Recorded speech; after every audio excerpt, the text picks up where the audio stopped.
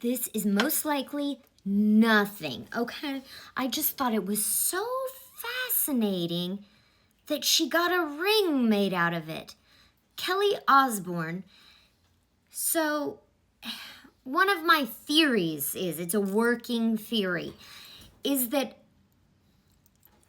99% of celebs, they're generational, and it's a bloodline and a pipeline, and they go through lots of training, if you will.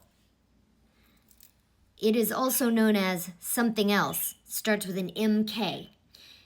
And some of that training fractures the mind, and it creates different personalities, also known as alters, that can step forward in different scenarios because of T-Rama that has been done when, or any age, but a lot of times if they're bloodline, generational family, it starts sometimes in the womb, actually.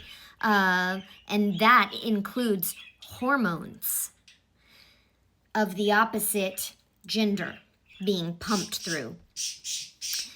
So sometimes what they call this mind fracture and different cavities for these different personalities to be a part of, they call it honeycomb.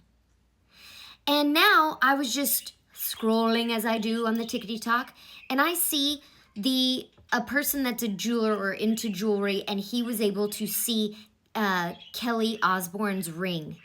And it's a honeycomb ring. I know she lives on a farm. I know maybe she loves bees. Maybe she has a special affinity to that.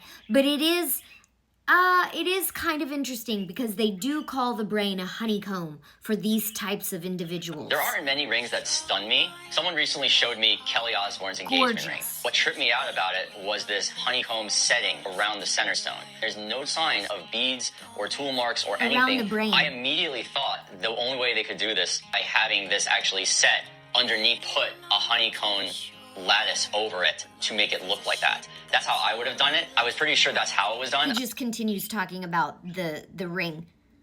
Do you find that as fascinating as I do, or am I out on a limb here? I could be.